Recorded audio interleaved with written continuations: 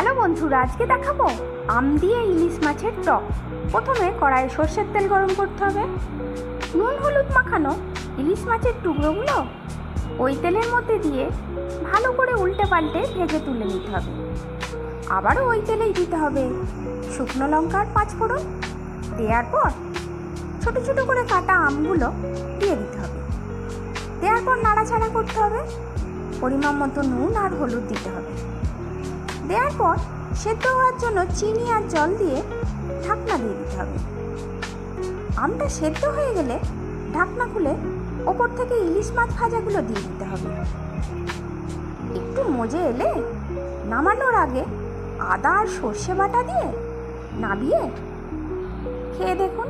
ইলিশ মাছের টক গরম ভাতে জাস্ট জমে যাবে।